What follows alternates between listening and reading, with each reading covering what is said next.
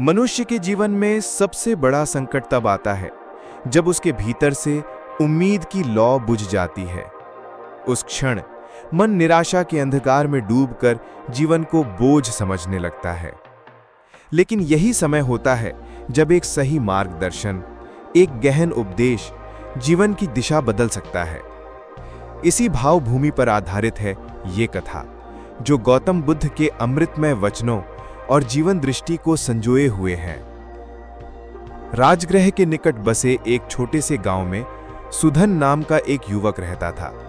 उम्र लगभग 25 वर्ष, मध्यम कद, सांवला रंग और गहरी आंखें। बचपन से ही परिश्रमी और सरल स्वभाव का था। माता पिता किसान थे और सुधन की परवरिश सादगी में हुई थी। सुधन के पिता केशव एक धर्मनिष्ठ किसान थे जो सूर्योदय से पहले उठकर खेतों में काम करने जाते थे। माता सुमित्रा एक धैर्यवान और समझदार महिला थी जो गांव की अन्य महिलाओं के साथ मिलकर घर परिवार की देखभाल करती थी। सुधन के 2 छोटे भाई बहन भी थे, 10 वर्षीय गोपाल और 7 वर्षीय रुक्मिणी। गांव में लगभग 50 परिवार रहते थे। सभी किसान थे और अपने छोटे छोटे खेतों में धान, गेहूं और दलहन उगाते थे। गांव के बीच में एक छोटा सा तालाब था जहां लोग नहाते धोते और पशुओं को पानी पिलाते थे। गांव के एक कोने में पीपल का एक विशाल पेड़ था जिसकी छाया में लोग शाम को बैठकर दिन भर की बातें करते थे। सुधन बचपन से ही बहुत ही मेधावी था। गांव के एकमात्र गुरुजी पंडित विष्णुदास उसकी प्रशंसा करते थे। वे अक्सर कहते कि सुधन में कुछ विशेष गुण हैं और वो आगे चलकर गांव का नाम रोशन करेगा। सुधन को पढ़ने लिखने के साथ साथ खेतीबाड़ी में भी रुचि थी। वो अपने पिता के साथ खेतों में जाता और नई नई तकनीकों के बारे में सोचता रहता। लेकिन समय ने करवट ली। लगातार 3 वर्षों तक भयानक सूखा पड़ा। आसमान में बादल तो आते, लेकिन बिना बरसे ही चले जाते। खेत बंजर हो गए, कुएं सूख गए, तालाब में पानी का स्तर इतना गिर गया कि मिट्टी दिखाई देने लगी। फसलें पूरी तरह नष्ट हो गईं। घर का अनाज खत्म होने लगा। गांव के लोगों के चेहरे पर चिंता की लकीरें गहरी होती जा रही थीं। पहले साल लोगों ने सोचा कि ये अस्थायी समस्या है, अगले साल बारिश अच्छी होगी। दूसरे साल भी उम्मीद बनी रही कि भगवान की कृपा से स्थिति सुधर जाएगी। लेकिन तीसरे साल तक आते आते लोगों का धैर्य टूटने लगा। कई परिवार अपना सामान समेटकर शहरों की ओर पलायन करने लगे। उनके पशु मरने लगे। इसी बीच सुधन के पिता केशव को तेज बुखार आया। दिनों तक बुखार नहीं उतरा। गांव के वैद्य जी ने जड़ी बूटियों से इलाज किया, लेकिन कोई फायदा नहीं हुआ। केशव दिन प्रतिदिन कमजोर होते जा रहे थे। उनके लिए खेतों में काम करना असंभव हो गया। पूरे परिवार का बोझ सुधन के कंधों पर आ गया। सुधन ने अपनी पूरी ताकत लगाकर स्थिति को संभालने का प्रयास किया। वो सुबह से शाम तक काम की तलाश में भटकता रहता। कभी किसी के खेत में मजदूरी करता, कभी लकड़ी काट कर बेचता, कभी पशुओं की देखभाल करता। लेकिन सूखे के कारण कहीं भी ज्यादा काम नहीं मिलता था। जो थोड़ा बहुत मिलता भी था, उससे परिवार का पेट भरना मुश्किल था। गांव में लोग धीरे धीरे शहर की ओर काम की तलाश में जाने लगे। सुधन के कई मित्र भी गांव छोड़कर चले गए। उनमें से कुछ ने शहर से अच्छी खबरें भेजी कि वहां काम मिल रहा है और पैसा भी अच्छा मिल रहा है। लेकिन सुधन अपने बीमार पिता और छोटे भाई बहनों को छोड़कर जाने की हिम्मत नहीं जुटा पा रहा था। सुधन के कई बार राजगृह और आसपास के शहरों में काम ढूंढने का प्रयास किया। वो पैदल ही शहर जाता, दिन भर काम की तलाश करता, लेकिन हर जगह से निराश होकर लौटता। कहीं अनुभव की कमी का बहाना बनाया जाता, कहीं उसकी शिक्षा को अधूरा कहा जाता, कहीं उसके ग्रामीण होने का मजाक बनाया जाता। दिन ब दिन उसका मन टूटने लगा। रात में जब सभी सो जाते तो सुधन अकेले बैठकर सोचता रहता। उसकी नींद उड़ गई थी। भूख भी मारी जाती थी क्योंकि घर में बहुत कम खाना था और वो चाहता था कि पहले छोटे भाई बहन और माता पिता खाएं। वो अक्सर गांव के बाहर नदी के किनारे बैठकर सोचता, जीवन का क्या अर्थ है? जब हर कोशिश असफल हो रही है तो जीने का कारण ही क्या बचा है? क्या मैं इतना अयोग्य हूं कि अपने परिवार का पेट भी नहीं भर सकता? दूसरे लड़के शहर जाकर पैसा कमा रहे हैं, लेकिन मैं यहां असफलताओं का ढेर लगाए बैठा हूं। कभी कभी तो उसे लगता कि काश वो इस दुनिया में ही ना आया होता। अपने परिवार के लिए वो बोझ बन गया है। उसकी उपस्थिति के कारण घर का और भी खाना खत्म होता है। अगर वो ना होता तो शायद घर की स्थिति थोड़ी बेहतर होती। उसकी आंखों में जीवन की लौ बुझने लगी। चेहरे पर हमेशा उदासी छाई रहती। वो मुश्किल से बात करता और अधिकतर समय चुप रहता। माता पिता उसकी हालत देखकर बहुत चिंतित रहते, लेकिन वो भी अपनी मजबूरियों के कारण कुछ खास मदद नहीं कर पा रहे थे। गांव वाले भी उसे देख समझते थे कि ये युवक अब गहरी निराशा में डूब गया है। बुजुर्ग लोग कहते कि सुधन जैसा होनहार लड़का इस तरह टूट रहा है, ये बहुत दुखद बात है। कुछ लोग उसे सलाह देते, कुछ उसे हिम्मत बंधाते, लेकिन सुधन के कानों तक कुछ भी नहीं पहुंच रहा था। वो अपने ही विचारों के भंवर में फंसा हुआ था। एक दिन गांव में एक यात्री आया। वो राजगृह से आ रहा था और उसने गांव वालों को बताया कि राजगृह में भगवान बुद्ध अपने अनुयायियों के साथ विहार कर रहे हैं और लोगों को धर्मोपदेश दे रहे हैं। यात्री ने यह भी बताया कि हजारों लोग उनके दर्शन के लिए आते हैं और बुद्ध के वचन सुनकर लोगों के जीवन में अद्भुत परिवर्तन हो रहा है। यात्री ने यह भी बताया कि कई लोग अपनी समस्याओं का समाधान पाने के लिए बुद्ध के पास जाते हैं। निराश और परेशान लोग उनके उपदेश सुनकर नया जीवन पाते हैं। उसने एक दो उदाहरण भी दिए कि कैसे कुछ व्यापारी जो अपना सब कुछ खो चुके थे, बुद्ध की शिक्षा के बाद दोबारा सफल हुए। ये सुनकर सुधन की माता सुमित्रा के मन में एक आशा जगी। उसने अपने बेटे की हालत देखी थी और वो जानती थी कि अगर जल्दी कुछ नहीं किया गया तो सुधन पूरी तरह टूट जाएगा।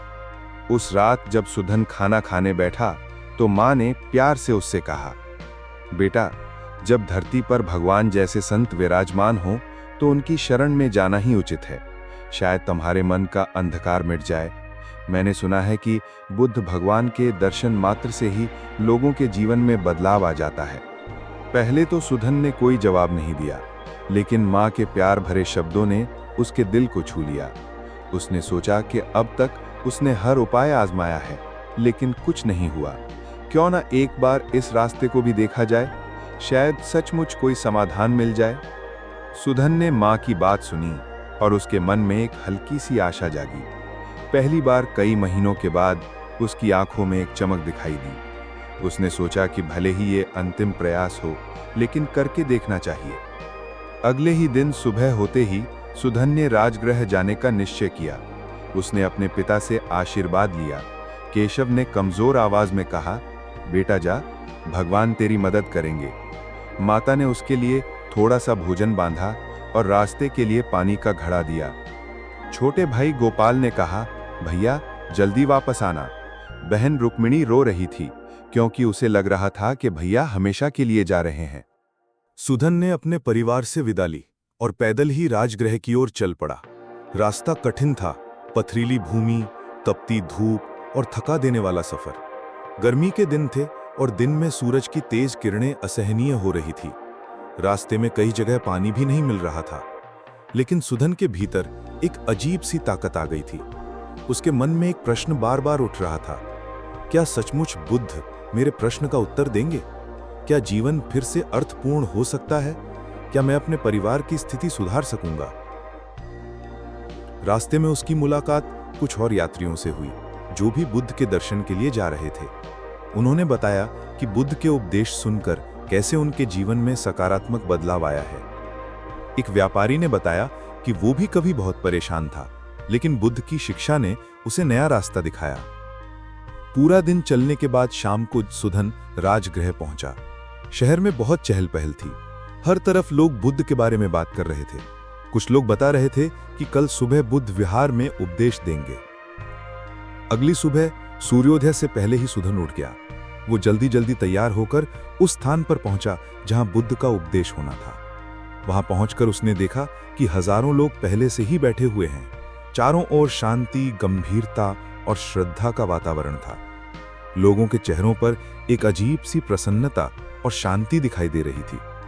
बच्चे से लेकर बूढ़े तक, गरीब से लेकर अमीर तक, सभी तरह के लोग वहां मौजूद थे। कोई जाति पाति का भेदभाव नहीं था। सभी एक ही उद्देश्य से आए थे, बुद्ध के वचन सुनने। कुछ देर बाद बुद्ध आए। उनका व्यक्तित्व इतना आकर्षक और शांत था कि देखते ही मन की बेचैनी कम हो जाती। उनकी आंखें करुणा से भरी हुई थीं, चेहरे पर एक दिव्य तेज था। वे बहुत सरल वस्त्र पहने हुए थे, लेकिन उनकी उपस्थिति मात्र से पूरा वातावरण पवित्र हो गया था। बुद्ध अपने आसन पर बैठे और धीरे धीरे पूरी सभा पर अपनी दृष्टि डाली। ऐसा लग रहा था जैसे वे हर व्यक्ति की आंतरिक स्थिति को समझ रहे हों। सुधन को लगा कि बुद्ध की नजर उस पर कुछ देर रुकी है। सुधन सभा के अंत में बैठ गया और ध्यान से सुनने लगा।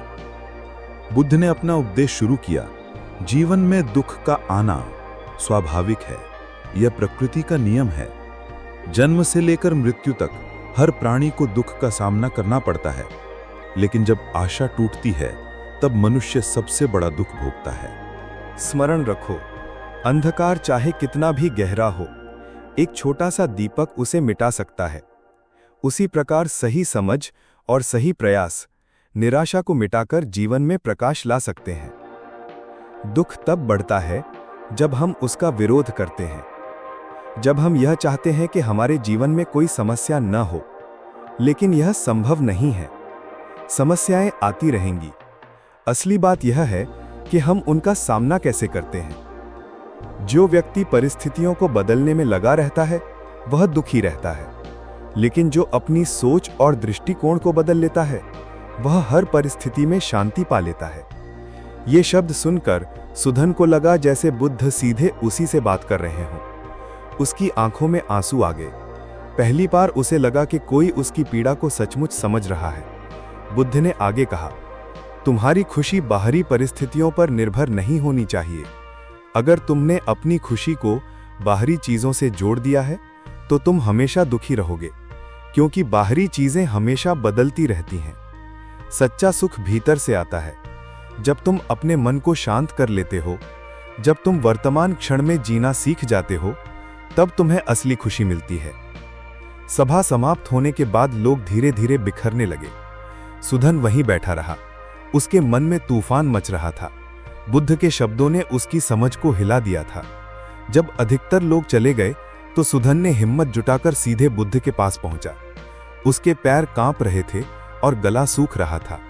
वह विनम्रता से बुद्ध के सामने झुका और कहा, भगवान, मेरा मन जीने से ऊब गया है। हर प्रयास विफल हो गया है। पिछले 3 साल से लगातार संघर्ष कर रहा हूं, लेकिन कहीं कोई रास्ता नजर नहीं आ रहा। अब आगे कोई उम्मीद नहीं बची। कृपया मार्ग दिखाइए। बुद्ध ने गहरी दृष्टि से सुधन को देखा। उनकी आंखों में दया और करुणा झलक रही थी। कुछ देर मौन रहने के बाद वे धीमी आवाज में बोले, वत्स, तुम्हारी पीड़ा वास्तविक है और मैं उसे समझता हूं, परंतु निराशा समस्या का समाधान नहीं है। निराशा केवल तुम्हारी शक्ति को कम करती है और तुम्हें समाधान खोजने से रोकती है। स्मरण रखो, जब आशा समाप्त हो जाए तब समझो कि तुम नए आरंभ की दहलीज पर खड़े हो। जीवन का अर्थ बाहर की परिस्थितियों से नहीं, बल्कि भीतर के दृष्टिकोण से तय होता है। तुमने अब तक बाहरी परिस्थितियों को बदलने की कोशिश की है। अब समय आ गया है कि तुम अपने भीतर के नजरिए को बदलो। कुछ उपाय अपनाओ। पहला उपाय, सांस पर ध्यान। प्रतिदिन सुबह और शाम शांत बैठकर अपने श्वास को देखो। केवल देखो, बदलने की कोशिश मत करो। जब तुम अपनी श्वास पर ध्यान देते हो तो तुम्हारा मन वर्तमान में आ जाता है, और वर्तमान में ही सारी शक्ति है, सारे समाधान है। इससे तुम्हारा मन स्थिर होगा और तुम्हें स्पष्टता मिलेगी। दूसरा उपाय, छोटे कार्य से शुरुआत। बड़े परिणाम की चिंता मत करो। बड़े सपने देखना गलत नहीं है, लेकिन उन्हें पाने के लिए छोटे कदम उठाना जरूरी है। हर दिन कुछ ना कुछ छोटा काम करो, चाहे वह कितना भी छोटा हो, लेकिन करते रहो। छोटे प्रयास मिलकर बड़े परिणाम देते हैं। तीसरा उपाय, दान और सेवा। अपनी समस्याओं में इतने मत डूबो कि तुम्हें दूसरों की समस्याएं दिखाई ना दे।